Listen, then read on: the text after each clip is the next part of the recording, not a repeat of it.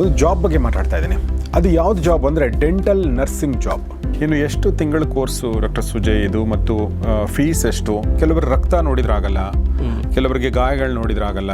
ಅದೆಲ್ಲ it is all because of anxiety. ಇವಾಗ ಆಂಗ್ಸೈಟಿನ ನಾವು ಹೇಗೆ ಕಡಿಮೆ ಮಾಡಬೇಕು ಅಂದರೆ it is only through exposure. ಒಬ್ಬ ಡೆಂಟಲ್ ನರ್ಸ್ ಅವರ ರೋಲ್ ಏನಿರುತ್ತೆ? ಸರ್ಕಾರದಿಂದನೇ ಮಾನ್ಯತೆ ಪಡೆದು ಕೋರ್ಸ್ ಮಾಡೋದ್ರಿಂದ it is not just opportunity in India, ಹೊರದೇಶದಲ್ಲಿ ಕೂಡ ಅವರಿಗೆ ಆಪರ್ಚುನಿಟಿ ತುಂಬ ಚೆನ್ನಾಗಿ ಸಿಗುತ್ತೆ. ಈ ಒಂದು ಮೆಡಿಕಲ್ ಫ್ರೆಟರ್ನಿಟಿ ಅಂತಂದರೆ ಅದಕ್ಕೊಂದು ಬೇರೆದಾದ ಮೈಂಡ್ ಸೆಟ್ ಬೇಕಾಗುತ್ತೆ ಅಲ್ವಾ? ಇಲ್ಲಿ ಅವರಿಗೆ ಜಸ್ಟ್ ಹಾಸ್ಪಿಟಾಲಿಟಿ ಆ್ಯಂಡ್ ಒಂದು ಕೇರ್ ಕೊಡುವಂಥ ಮೈಂಡ್ ಸೆಟ್ ಇದ್ದರೆ ಸಾಕು, then we can train them.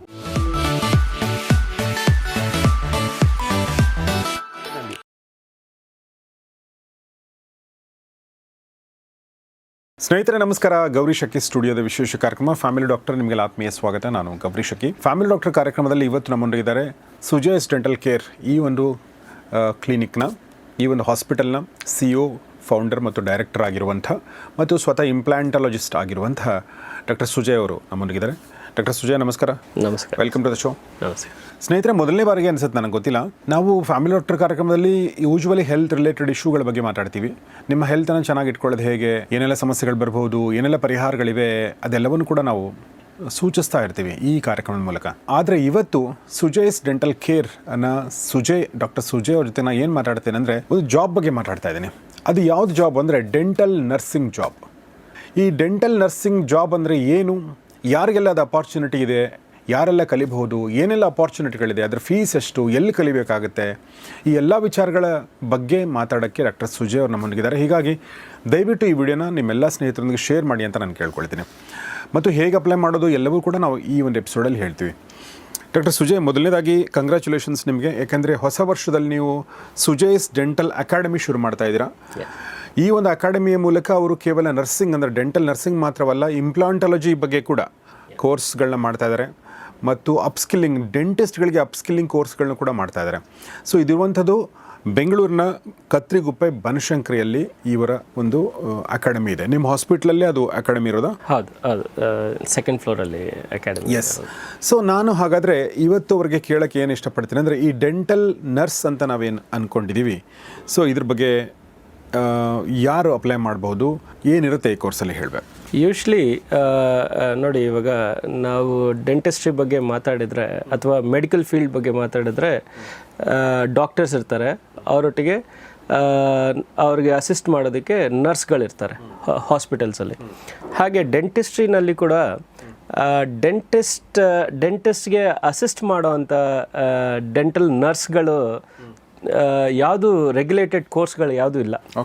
So ಈ ಡೆಂಟಲ್ ಅಸಿಸ್ಟೆಂಟ್ ಅಥವಾ ಡೆಂಟಲ್ ನರ್ಸ್ಗಳು ತುಂಬ ಕೊರತೆ ಆಗಿರೋದ್ರಿಂದ ಅದನ್ನು ನಾವು ನಮ್ಮ HSSC ಕಡೆಯಿಂದ ಅಕ್ರಿಡಿಷನ್ ಮಾಡಿಸ್ಕೊಂಡು ಅವರಿಗೆ ಒಂದು ಡೆಂಟಲ್ ಅಸಿಸ್ಟೆಂಟ್ ಅಥವಾ ಡೆಂಟಲ್ ನರ್ಸ್ ಕೋರ್ಸ್ ಮಾಡಿದರೆ ನಮ್ಮ ಡೆಂಟಲ್ ಫ್ರೆಟರ್ನಿಟಿಗೆ ಒಂದು ತುಂಬ ದೊಡ್ಡ ಅನುಕೂಲ ಆಗಂತೆ ಅಂತ ಹೇಳಿ ನಾವು ಈ ಡೆಂಟಲ್ ನರ್ಸ್ ಪ್ರೋಗ್ರಾಮ್ನ ಸ್ಟಾರ್ಟ್ ಮಾಡಿದ್ದೀವಿ. ಇದಕ್ಕೆ ಏನು ಅಗತ್ಯ ಅಥವಾ ಎಲಿಜಿಬಿಲಿಟಿ ಅಂತ ಹೇಳಿದ್ರೆ, ಇವನ್ 10th ಅಥವಾ 12th ಪಾಸ್ ಆಗಿರೋವಂಥವ್ರು ಅಪ್ಲೈ ಮಾಡ್ಬೋದು. ಅವರಿಗೆ ಗ್ಯಾರಂಟಿ ಕರಿಯರ್ ಆಪರ್ಚುನಿಟೀಸ್ ತುಂಬ ಇದೆ ನಮ್ಮ ಡೆಂಟಲ್ ಫ್ರೆಟರ್ನಿಟಿನಲ್ಲಿ. ಎಲ್ಲ ಡೆಂಟಲ್ ಕ್ಲಿನಿಕ್ಸ್ ಅಥವಾ ಯಾವುದು ರೆಗ್ಯುಲೇಟೆಡ್ ಕೋರ್ಸ್ಗಳಿಲ್ಲದೆ ಇರೋದ್ರಿಂದ ಆ್ಯಂಡ್ ರಿಕ್ವೈರ್ಮೆಂಟ್ ತುಂಬ ಜಾಸ್ತಿ ಇರೋದ್ರಿಂದ ಗ್ಯಾರಂಟಿ ಎಲ್ಲರಿಗೂ ಪ್ಲೇಸ್ಮೆಂಟ್ಸ್ ಅಂತೂ ಗ್ಯಾರಂಟಿ ಆಗೇ ಆಗುತ್ತೆ ಅಂತ ಹೇಳಿ we have started this course. So ಈ ಕೋರ್ಸ್ನ ಯಾವಾಗ ಶುರು ಮಾಡ್ತಾ ಇದ್ರಿ ನೀವು? ಇದೇ ತಿಂಗಳು ನಾವು ಇನಾಗ್ರೇಷನ್ ಮಾಡ್ತಾ ಇದ್ದೀವಿ. ಅಂದರೆ ಜಾನ್ವರಿ ತಿಂಗಳಲ್ಲಿ ಇನಾಗ್ರೇಷನ್ ಮಾಡ್ತಾ ಇದ್ದೀವಿ. ಫೆಬ್ರವರಿಯಿಂದ ಈ ಕೋರ್ಸ್ ಸ್ಟಾರ್ಟ್ ಆಗುತ್ತೆ, ಈ ಕೋರ್ಸ್ ಶುರು ಆಗುತ್ತೆ. ಸೊ ನಾನು 10th ಪಾಸ್ ಆಗಿದ್ದೀನಿ ಅಥವಾ 12th ಪಾಸ್ ಆಗಿದ್ದೀನಿ ಅಥವಾ ಡಿಗ್ರಿ ಇನ್ಕಂಪ್ಲೀಟ್ ಇದೆ, ನಾನು ಜಾಬ್ಗಳನ್ನ ಹುಡುಕ್ತಾ ಇದ್ದೀನಿ ಅಂತ ಅನ್ನೋರು, ಅಥವಾ ಯಾವುದೋ ಒಂದು ಚಿಕ್ಕ ಪುಟ್ಟ ಜಾಬ್ ಮಾಡ್ತಾ ಇದ್ದೀನಿ ಅಂತ ಅನ್ನೋರು, ಅಥವಾ ನಾನು ಜಾಬ್ ಮಾಡ್ತಾಯಿದ್ದೆ ನಂಗೆ ಅದು ಇಷ್ಟ ಇಲ್ಲ ಅಂತ ಅಂದ್ಕೊಳ್ಳೋರು, ಆ ಜಾಬಲ್ಲಿ ಅಷ್ಟೊಂದು ಸೆಕ್ಯೂರಿಟಿ ಇಲ್ಲ ಅಂದ್ಕೊಳ್ಳೋರು, ಅಥವಾ ಜಾಬಲ್ಲಿ ಸ್ವಲ್ಪ ಕಷ್ಟ ಇದೆ ಅಂತ ಅಂದ್ಕೊಳ್ಳೋರು, ಓಕೆ ರಿಸ್ಕ್ ಇದೆ ಅಂತ ಅಂದ್ಕೊಳ್ಳೋರು, ಅವರೆಲ್ಲರೂ ಕೂಡ ಈ ಒಂದು ಕೋರ್ಸ್ಗೆ ಅಪ್ಲೈ ಮಾಡ್ಬೋದು ನನ್ನ ಪ್ರಕಾರ. ಆದರೆ ನನ್ನ ಪ್ರಕಾರ ಈ ಡೆಂಟಲ್ ಈ ಒಂದು ಮೆಡಿಕಲ್ ಫ್ರೆಟರ್ನಿಟಿ ಅಂತಂದರೆ ಅದಕ್ಕೊಂದು ಬೇರೆದಾದ ಮೈಂಡ್ ಸೆಟ್ ಬೇಕಾಗುತ್ತೆ ಅಲ್ವಾ? ಎಲ್ಲರೂ ಕೂಡ ಮೆಡಿಕಲ್ ಅಂದರೆ ಡಾಕ್ಟರ್ ಆಗೋದಾಗಲಿ ನರ್ಸ್ ಆಗೋದಾಗಲಿ ಆಗೋಕ್ಕೆ ಸಾಧ್ಯ ಇಲ್ಲ. ಇಟ್ಸ್ ನಾಟ್ ಅಂದರೆ ನೀವು BDS ಮಾಡಿದಿರಾ ಅಥವಾ MBBS ಮಾಡಿದಿರಾ ಅನ್ನೋದು ಪ್ರಶ್ನೆ ಅಲ್ಲ. ಪ್ರಶ್ನೆ ಇರೋದು ನಿಮ್ಮ ಇನ್ಕ್ಲಿನೇಷನ್ ಆ ಕಡೆ ಇದೆಯಾ ಅನ್ನೋದು ಪ್ರಶ್ನೆ ಅಲ್ವಾ? ಒಬ್ಬ ಡಾಕ್ಟರ್ ಆಗ್ತಾರೆ ಅಂದರೆ ಅವ್ರ ಇನ್ಕ್ಲಿನೇಷನ್ ಇದೆ ಅಂತಲೇ ಅರ್ಥ. ಅಥವಾ ಅವ್ರು MBBS ಮಾಡ್ತಾರೆ ಅಂದ್ರೆ ಈಗ 10th ಅಥವಾ 12th ಪಾಸ್ ಆಗಿರುವಂಥ ಹುಡುಗ ಅಥವಾ ಹುಡುಗಿ ಇವರು ಅಂದರೆ ಒಂದು ಪ್ರೀ ರಿಕ್ವಿಸಿಟ್ ಒಂದು ಇರ್ತಾವಲ್ವಾ, ಏನು ಇರಬೇಕು ಅಂತ ನೀವು ಹೇಳಕ್ಕೆ ಇಷ್ಟಪಡ್ತೀವಿ? ಜಸ್ಟ್ ಆ ಮೈಂಡ್ ಸೆಟ್ ನೀವು ಹೇಳಿದಾಗೆ ನಮಗೊಂದು ಪೇಷಂಟ್ ಕೇರ್ ಅನ್ನೋ ಒಂದು ಮೈಂಡ್ ಸೆಟ್ ಇದ್ದರೆ ಸಾಕು. ಅವರು ತುಂಬ ಜನ ಇವಾಗ ಅವರಿಗೆ ಅಥವಾ ಮೆಡಿಕಲ್ ಫ್ರೆಟರ್ನಿಟಿಗೆ ಜಾಯ್ನ್ ಆಗಬೇಕಾದ್ರೆ ಅವ್ರಿಗೆ ತುಂಬ ನಾಲೆಡ್ಜ್ ಇರಬೇಕು, ತುಂಬ ಸೈನ್ಸ್ ಬ್ಯಾಕ್ಗ್ರೌಂಡ್ ಇರಬೇಕು, ಅದು ಇದು ಅಂತೆಲ್ಲ ಯೋಚನೆ ಮಾಡಿರ್ತಾರೆ ಅವರು. But it is not that. ಇಲ್ಲಿ ಅವರಿಗೆ ಜಸ್ಟ್ ಹಾಸ್ಪಿಟಾಲಿಟಿ ಆ್ಯಂಡ್ ಒಂದು ಕೇರ್ ಕೊಡುವಂಥ ಮೈಂಡ್ ಸೆಟ್ ಇದ್ದರೆ ಸಾಕು. Then we can train them. Usually dental ಕ್ಲಿನಿಕ್ಸಲ್ಲಿ ನೀವು ಇವಾಗಿಂದ ಸಿಚುವೇಷನಲ್ಲಿ ನೋಡಬೇಕಾದ್ರೆ ಎಲ್ಲರೂ ಜಸ್ಟ್ ಹಾಗೆ ಜಾಯ್ನ್ ಆಗಿರ್ತಾರೆ. ಯಾರೋ ಒಬ್ಬರು ಯಾವುದೋ ಕ್ಲಿನಿಕಲ್ಲಿ ಜಾಯ್ನ್ ಆಗಿರ್ತಾರೆ. ಅವರು ಹಾಗೆ ಆ ವಾತಾವರಣಕ್ಕೆ ಎಕ್ಸ್ಪೀರಿಯನ್ಸ್ ಮೂಲಕ ಅವರು ಎಕ್ಸ್ಪೋಷರ್ ತೊಗೊಂಡು ಎಕ್ಸ್ಪೀರಿಯನ್ಸ್ ಆಗಿ ಹಾಗೆ ಕಂಟಿನ್ಯೂ ಮಾಡ್ತಾ ಇರ್ತಾರೆ ವರ್ಕ್ ಮಾಡಿಕೊಂಡು. ಬಟ್ ಏನು requirement is basically that mind set ನೀವು ಹೇಳಿದಾಗೆ. ದಟ್ ಈಸ್ ಒಂದು ಮೈಂಡ್ ಸೆಟ್. ಆ ಮೈಂಡ್ ಸೆಟ್ ನಿಮಗಿದೆ ಅಂದರೆ ದಯವಿಟ್ಟು ಅದನ್ನು ಟ್ರೈ ಮಾಡಿ. ಬಟ್ ಅದ್ರ ಜೊತೆಗೆ ನನ್ನ ಪ್ರಕಾರ ಇನ್ನೊಂದಷ್ಟು ಬೇಕಾಗುತ್ತೆ ಅನಿಸುತ್ತೆ, ಇನ್ನೊಂದಷ್ಟು ರಿಕ್ವೈರ್ಮೆಂಟ್ ಇರಬಹುದು ಅಂತ. ಈಗ ಉದಾಹರಣೆಗೆ ಈಗ ಮೆಡಿಕಲ್ ಫ್ರೆಟರ್ನಿಟಿ ಅಂತಂದರೆ ನಮಗೆ ಇಂಗ್ಲೀಷ್ ಒಂದು ನಾಲೆಜ್ ಬೇಕಾಗುತ್ತಾ? ಯಾಕಂದರೆ ಎಲ್ಲ ಯೂಶ್ವಲಿ ಅದೊಂದು ಅಟ್ಮಾಸ್ಫಿಯರ್ ಸ್ವಲ್ಪ ಇಂಗ್ಲೀಷ್ ಇರುತ್ತೆ, ಆ ದೃಷ್ಟಿಯಿಂದ ಕೇಳ್ತಾ ಇರೋದು. ಇಂಗ್ಲೀಷ್ ಅಂತ ಅನ್ನೋದಕ್ಕಿಂತ ನಮ್ಮ ಮೆಡಿಕಲ್ ಟರ್ಮಿನಾಲಜಿಸ್ ಸ್ವಲ್ಪ ಅಭ್ಯಾಸ ಆದರೆ ಸಾಕು. ಇಂಗ್ಲೀಷೇ ಬರಬೇಕು ಅಥವಾ ಆ ಥರ ಏನು ಬ್ಯಾರಿಯರ್ಸೇ ಇಟ್ಕೊಳ್ಬಾರ್ದು. ಮೆಡಿಕಲ್ ಟರ್ಮಿನಾಲಜೀಸ್ನ ಅವರು ಏನೇನು ಎಕ್ವಿಪ್ಮೆಂಟ್ಸ್ ಇರುತ್ತೆ, ಯಾವುದಾದ್ರೂ ಸರ್ಜಿಕಲ್ ಇನ್ಸ್ಟ್ರೂಮೆಂಟ್ಸ್ ಇರುತ್ತೆ, ಅದರ ಬಗ್ಗೆ ಅವರ ಮೆಡಿಕಲ್ ಟರ್ಮಿನಾಲಜೀಸ್ ಕಲ್ತ್ಕೊಂಡ್ರೆ ಸಾಕು. ಕಲ್ತ್ಕೊಂಡ್ರು ಅಂದರೆ ಅದನ್ನು ನೀವು ಕಲಿಸ್ತೀವಿ ಅದು. ಅದು ಅವರು ಕಲ್ತ್ಕೊಂಡ್ರೆ ದೇ ಕೆನ್. ಸೊ ಇಂಗ್ಲೀಷ್ ಬರ್ಬೇಕಂತೇನಿಲ್ಲ, ಕನ್ನಡ ಬರುವಂಥವ್ರು ಕೂಡ ಅಥವಾ ಯಾವುದೇ ಭಾಷೆ ಬರುವಂಥವ್ರು ಓರಿಯೆಂಟೇಷನ್ ಇದ್ದು ವಿತ್ ಸ್ವಲ್ಪ ಅವರಿಗೆ IQ ಮೆಡಿಕಲ್ ಟರ್ಮಿನಾಲಜೀಸ್ IQ ಇದ್ದರೆ ಸಾಕು. ಇನ್ನು ಎಷ್ಟು ತಿಂಗಳ ಕೋರ್ಸು ಡಾಕ್ಟರ್ ಸುಜಯ್ ಇದು, ಮತ್ತು ಫೀಸ್ ಎಷ್ಟು? ಸೊ ಇದು 3 months ಕೋರ್ಸ್. ಇದು ಫಸ್ಟ್ 1 monthಲ್ಲಿ ಫುಲ್ ನಾವು ಈ ಮೆಡಿಕಲ್ ಟರ್ಮಿನಾಲಜೀಸ್ ಓರಿಯೆಂಟೇಷನ್ ಆಗಿರಲಿ, ಪರ್ಸ್ನಾಲಿಟಿ ಡೆವಲಪ್ಮೆಂಟ್ ಆಗಿರಲಿ, ಹಾಗೆ ಕಮ್ಯುನಿಕೇಷನ್ ಸ್ಕಿಲ್ಸ್ ಆಗಿರಲಿ, ಅವರಿಗೆ ಪೇಷಂಟ್ ಕೇರ್ ಮತ್ತು ಹಾಸ್ಪಿಟಾಲಿಟಿ ಆಗಿರಲಿ, ಅದನ್ನೆಲ್ಲ ನಾವು ಹೇಳ್ಕೊಡ್ತೀವಿ. 1 ತಿಂಗಳಲ್ಲಿ ಅವರು ಇದನ್ನೆಲ್ಲ ಕಲ್ತ್ಕೊಳ್ತಾರೆ. ಜೊತೆಗೆ ಎಕ್ಸ್ಪೋಷರು ಆಗುತ್ತೆ, ಕ್ಲಿನಿಕಲ್ ಎಕ್ಸ್ಪೋಷರು ಆಗುತ್ತೆ. ನಂತರ ಇನ್ನು 2 ತಿಂಗಳು ಇವಾಗ ಜಸ್ಟ್ ಲೈಕ್ ಎನಿ MBBS ಅಥವಾ BDS ಗ್ರ್ಯಾಜುಯೇಟ್ಸ್ಗೆ ಹೇಗೆ ಇಂಟರ್ನ್ಶಿಪ್ ಪ್ರೋಗ್ರಾಮ್ಸ್ ಮಾಡ್ತಾರೆ ಬೇರೆ ಕಡೆ, ಆಫ್ಟರ್ ದೇರ್ ಎಜುಕೇಷನ್ ಅವ್ರು ಎಲ್ಲ ಕಡೆ ಹೋಗಿ ಎಕ್ಸ್ಪೀರಿಯನ್ಸ್ ತೊಗೊಳ್ಬೇಕು. ಆ ಎಕ್ಸ್ಪೀರಿಯನ್ಸಿಗೆ ನಾವು ಪೋಸ್ಟ್ ಮಾಡ್ತೀವಿ ಅವ್ರಿಗೆ.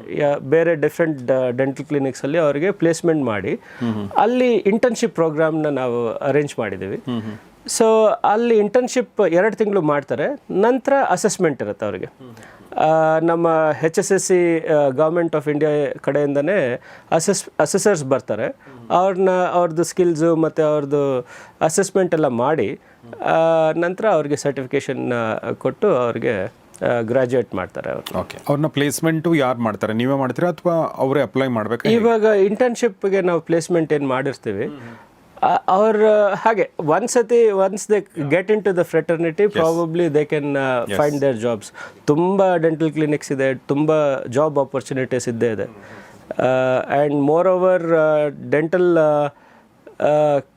ಅಂದರೆ ಡೆಂಟಲ್ ಡಾಕ್ಟರ್ಸ್ ಆಗಲಿ, ಡೆಂಟಲ್ ಫ್ರೆಟರ್ನಿಟಿಗೆ ಪೇಷಂಟ್ಸ್ ಅಂದರೆ ಜನ ಇರೋವರೆಗೂ ಪೇಷಂಟ್ಸ್ ಇದ್ದೇ ಇರ್ತಾರೆ. And guarantee job opportunities guarantee ಜಾಸ್ತಿ ಇದ್ದೇ ಇರುತ್ತೆ. ಹಾಗೆ ನೀವು ಇದರ ಒಂದು ಅಕ್ರೆಡಿಷನ್ ಬಗ್ಗೆ ಹೇಳ್ತಾ ಇದ್ರಿ, HSSC ಅಂತ. ಅದ್ರ ಬಗ್ಗೆ ಏನು ಹೇಳಕ್ಕೆ ಇಷ್ಟಪಡ್ತೀರಿ? ಯಾಕಂದರೆ ಈಗ ಕೋರ್ಸ್ ಮಾಡೋ ಮನಸ್ಸಲ್ಲಿರುತ್ತೆ, ಇದನ್ನು ಯಾರು ಸರ್ಟಿಫಿಕೇಟ್ ಕೊಡ್ತಾರೆ? ಇದು ಸುಂಚೋಯ್ಸ್ ಡೆಂಟಲ್ ಅಕಾಡೆಮಿ ಕೊಡ್ತಾ ಅಥವಾ ಬೇರೆ ಯಾರಾದರೂ ಕೊಡ್ತಾರಾ? ಇದಕ್ಕೆ ಮಾನ್ಯತೆ ಇದೆಯಾ ಅಫಿಲಿಯೇಷನ್ ಇದೆಯಾ ಅನ್ನೋದೊಂದು ಪ್ರಶ್ನೆ ಬರುತ್ತೆ ಆ ಬಗ್ಗೆ. ಹೌದು. ಸೊ ಇದು ನಾವು ಸುಜಾಯ್ಸ್ ಡೆಂಟಲ್ ಅಕಾಡೆಮಿ ಕಡೆಯಿಂದ ನಾವು ಸರ್ಟಿಫಿಕೇಷನ್ ಪ್ರೋಗ್ರಾಮ್ ನಾವು ಸ್ಟಾರ್ಟ್ ಮಾಡಿದ್ವಿ. ನಾವು we have affiliated to HSSC ಅಂತ ಹೇಳಿದ್ರೆ health care sector skill council ಅಂತ. ಇದು under the ministry of skill development and entrepreneurship ಏನಿದೆ ಅದರ ಕೆಳಗಡೆ ಬರುತ್ತೆ HSSC. ಅವರು ನಮಗೆ ಮಾನ್ಯತೆ ಕೊಟ್ಟಿದ್ದಾರೆ, ಅಂದರೆ ಅಫಿಲಿಯೇಟ್ ಮಾಡಿ ನಾವು ಸರ್ಟಿಫಿಕೇಷನ್ಸ್ ಮಾಡೋ ಥರ ಇದು ಮಾಡಿದ್ದೀವಿ. ಸೊ ಒಂಥರ ಇದು ಸೆಂಟ್ರಲ್ ಗೌರ್ಮೆಂಟ್ ಇಂದನೇ ಸಿಗ್ತಿರುವಂಥ ಸರ್ಟಿಫಿಕೇಟ್. ಹೌದು ಹೌದು ಹೌದು. ಈ ಮೆಂಟಾಲಿಟಿ ಬಗ್ಗೆ ಮಾತಾಡ್ತಾರೆ, ಅದರಲ್ಲೇ ಒಂದು ಬರುವಂಥದ್ದು ಕೆಲವರು ರಕ್ತ ನೋಡಿದ್ರಾಗಲ್ಲ, ಕೆಲವರಿಗೆ ಗಾಯಗಳು ನೋಡಿದ್ರಾಗಲ್ಲ, ಓಕೆ, ಕೆಲವರಿಗೆ ಈ ಇಕ್ವಿಪ್ಮೆಂಟ್ಗಳು ನೋಡಿದ್ರೆ ಆಗಲ್ಲ, ಕತ್ರಿ ಇದೆಲ್ಲ ಇರ್ತಾವಲ್ವ ನಿಮ್ಮದು, ಓಕೆ, ಸರ್ಜಿಕಲ್ ಇನ್ಸ್ಟ್ರೂಮೆಂಟ್ಸ್ ನೋಡಿದ್ರೆ ಒಂಥರ ಭಯ ಆಗುತ್ತೆ, ಅದರಿಂದ ಕುಯ್ತೀರಾ ನೀವು ಅಂತ ಹೇಳಿ, ಓಕೆ, ಅಂದರೆ ಮತ್ತೆ ಜನಸಾಮಾನ್ಯರಿಗೆ ಹೇಳ್ತಾ ಇರೋದು. ಸೊ ಹೀಗಾಗಿ ನನ್ನ ಒಂದು ಪ್ರಶ್ನೆ ಏನಂದರೆ, ಈಗ ಕೆಲವರು ತುಂಬ ಸೆನ್ಸಿಟಿವ್ ಇರ್ತಾರೆ, ಅಥವಾ ಕೆಲವರು ಅಂದರೆ ನಾನು ಅಬ್ಸರ್ವ್ ಮಾಡ್ದಂಗೆ ನಾರ್ಮಲ್ ವ್ಯಕ್ತಿಗಳು ಕೂಡ ಆ ಒಂದು over a period of time accustomed ಆಗಿರೋದು ಕೂಡ ನೋಡಿದ್ದೀನಿ. ನನ್ನ brother was a very normal guy, but ಆಮೇಲೆ ಅವನಿಗೆ he has become normal with these things. Okay, ಆ ಥರ ಆಗುತ್ತಾ? ಅಂದರೆ ಅದಕ್ಕೊಂದು ಏನಾದರೂ ಒಂದು ಮೈಂಡ್ ಸೆಟ್ ಬೇಕಾ, ಹೇಗೆ? Usually it's all about anxiety ಅಂತ ಹೇಳ್ತೀವಿ. ಆಂಗ್ಸೈಟಿನ ಹೇಗೆ ಕಂಡೀಷನ್ ಮಾಡೋದು, that is the only thing. ಇವಾಗ ಕೆಲವ್ರಿಗೆ ಅದು ಬ್ಲಡ್ ನೋಡಿದ್ರೆ ಇಮಿಡಿಯೇಟಾಗಿ ತಲೆ ಸುತ್ತ ಬಿದ್ದೋಗ್ತಾರೆ, ಅದೆಲ್ಲ it is all because of anxiety. ಇವಾಗ ಆಂಗ್ಸೈಟಿನ ನಾವು ಹೇಗೆ ಕಡಿಮೆ ಮಾಡಬೇಕು ಅಂದರೆ it is only through exposure. ಇವಾಗ ನಾವು ಟ್ರೈನ್ ಮಾಡುವಾಗ ಅವ್ರನ್ನ ಫಸ್ಟು ಲ್ಯಾಬ್ ಒಳಗಡೆ ಅಥವಾ ಕ್ಲಾಸ್ ರೂಮ್ ಒಳಗಡೆ ಎಕ್ಸ್ಪೋಷರ್ ಮಾಡ್ತಾರೆ. ನಂತರ ಅವ್ರು ಇಂಟರ್ನ್ಶಿಪ್ ಮಾಡುವಾಗ ತುಂಬ ಕೇಸಸ್ನ ನೋಡ್ತಾರೆ. Over a period of time that anxiety will reduce. ನಂತರ they will get accustom to the entire field. Yes, ಹಾಗೆ. ಅಂದರೆ ನೀವು ರಕ್ತ ನೋಡದೇ ಇರ್ಬೋದು, ಅಥವಾ ಆ ಥರದ ಅಟ್ಮಾಸ್ಫಿಯರ್ಲಿ ನಿಮಗೆ ಅನುಭವ ಇಲ್ಲೇ ಇರ್ಬೋದು ಆಬ್ವಿಯಸ್ಲಿ, ಆದರೆ ಅನುಭವದ ಮೂಲಕ ಅದನ್ನು ಅಕಸ್ಟಮ್ಡ್ ಆಗ್ಬೋದು. ಅಂದರೆ ಅದು ನಿಮಗೆ ಏನು ಅನಿಸಲ್ಲ ಆಮೇಲೆ ಓವರ್ ಪೀರಿಯಡ್ ಆಫ್ ಟೈಮ್ ನಿಮಗೆ ಅದು ಒಂದು ನಾರ್ಮಲ್ ಏನು ನೀವು ಲೈಫಲ್ಲಿ ನಿಮಗೆ ಹೇಗಿರುತ್ತೆ ಅನುಭವನೋ, ಒಂದು ಕ್ಲಾಸ್ ರೂಮಿಗೆ ಹೋದಾಗ ಹೇಗಿರುತ್ತೋ ಅದೇ ಥರ ನಿಮ್ಗೆ ಅನಿಸ್ಬೋದು. ಕರೆಕ್ಟ್. ಇನ್ನು ಒಬ್ಬ ಡೆಂಟಲ್ ನರ್ಸ್ ಅವರ ರೋಲ್ ಏನಿರುತ್ತೆ ಅಂದರೆ, ಈಗ ಯೂಶ್ವಲಿ ನಾನು ಯೋಚನೆ ಮಾಡೋದು, ಒಬ್ಬ ಪೇಷಂಟ್ ಬರೋಕ್ಕಿಂತ ಮುಂಚೆ ಪೇಷಂಟ್ ಬಂದಾಗ ಮತ್ತು ಪೇಷಂಟ್ ಬಂದಾಗ ಅಂದರೆ ನೀವು ಡಾಕ್ಟ್ರು ಬಂದಿರ್ತಾರೆ, ಅಂಥ ಟೈಮಲ್ಲಿ ಏನು ರೋಲ್ ಇರುತ್ತೆ, ಮತ್ತು ಡಾಕ್ಟ್ರು ಒಂದು ಸಲ ತಮ್ಮ ಕೆಲಸವನ್ನು ಮುಗಿಸ್ತಾರೆ, ಇಂಪ್ಲಾಂಟ್ ಮಾಡೋದು, ಸರ್ಜರಿ ಮಾಡೋದು ಅಥವಾ ಟ್ರೀಟ್ಮೆಂಟ್ ಕೊಡೋದು ಮುಗಿಸಿ ಅವರು ಅಲ್ಲಿಂದ ಹೊರಡ್ತಾರೆ. ಆ ಹೊರಟ ಮೇಲೆ ಕೂಡ it's a responsibility of the nurse ಅಲ್ವಾ, to take care of the patient. So ಈ 3 ಫೇಸ್ಗಳಿರ್ತಾವಲ್ವಾ, ಈ 3 ಫೇಸಲ್ಲಿ ಇವರ ಒಂದು ರೋಲ್ ಏನಿರುತ್ತೆ ಡಾಕ್ಟರ್ ಸುಜಯ್? ಗ್ಯಾರಂಟಿ ಡೆಂಟಲ್ ನರ್ಸ್ದು ರೋಲ್, ಇವಾಗ ಇಫ್ ಯು ಸಿ ಹಾಸ್ಪಿಟಲಲ್ಲಿ ನೋಡಿದ್ರೆ ನರ್ಸ್ಗಳದ್ದು role is main pivotal role than doctor. ಏನೇ ಈ ಸರ್ಜಿಕಲ್ ಪ್ರೋಟೋಕಾಲ್ಸ್ ಅದೆಲ್ಲ ಮಾಡೋವಾಗ ನರ್ಸ್ಗಳು ಜಾಸ್ತಿ ಮೇಜರ್ ರೋಲ್ ಪ್ಲೇ ಮಾಡ್ತಾರೆ. ವೆರಾಸ್ ಡಾಕ್ಟರ್ಸ್ ವಿಲ್ ಕಮ್, ಅವರು ಬರ್ತಾರೆ, ಒಂದು ಪ್ರೊಸೀಜರ್ ಮಾಡ್ತಾರೆ, ಇನ್ನು ಮುಗಿಸ್ತಾರೆ, ಹೋಗ್ತಾರೆ.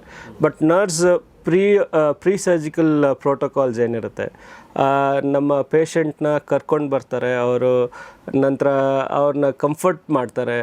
ಅವರಿಗೆ ಏನೇ ಆಂಗ್ಸೈಟಿ ಇದ್ದರು, ಇವಾಗ ಡೆಂಟಲ್ ಪೇಷಂಟ್ಸ್ ಎಲ್ಲರೂ ತುಂಬ ಆಂಗ್ಸೈಟಿಯಿಂದ ಬಂದಿರ್ತಾರೆ.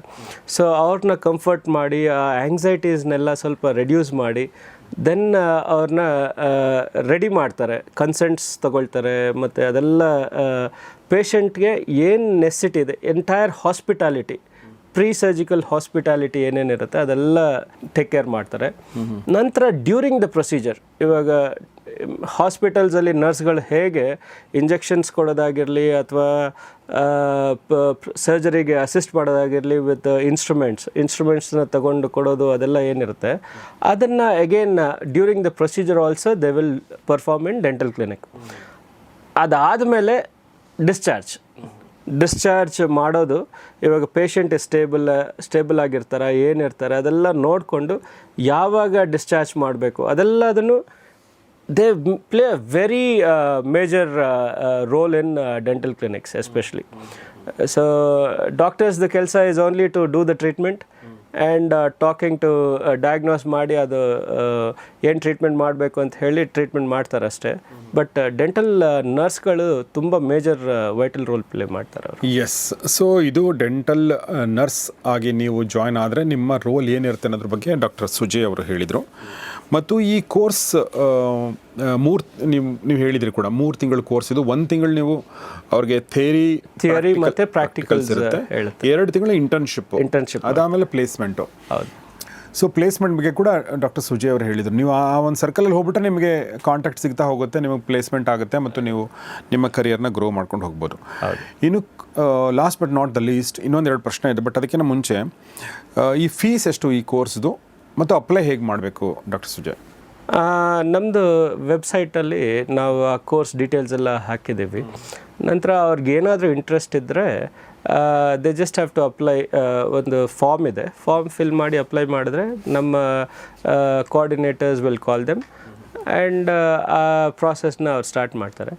ಕೋರ್ಸ್ ಫೀಸ್ ಬಗ್ಗೆ ಏನು ಹೇಳಬೇಕು ಅಂತ ಹೇಳಿದ್ರೆ ಅದು ಜಸ್ಟ್ ಒಂದು ನಾಮಿನಲ್ ಚಾರ್ಜಸ್ ಏನು ಇದೆ ಅದೊಂದು 25,000 ಅಂತ ಹೇಳಿ ನಾವು ಪ್ಲ್ಯಾನ್ ಮಾಡಿದ್ದೀವಿ. ಓಕೆ. ನಂತರ ಇಂಟರ್ನ್ಶಿಪ್ಪಲ್ಲಿ they will get that money back. ಒಂದು 5,000 to 7,000 ಪರ್ ಮಂತ್. 2 ಮಂತ್ಸಲ್ಲಿ 7,000 into 2 is 14,000ವರೆಗೂ they will get that money back. So ಆ ಥರ ಪ್ಲ್ಯಾನ್ ಇದೆ ಅವ್ರಿಗೆ.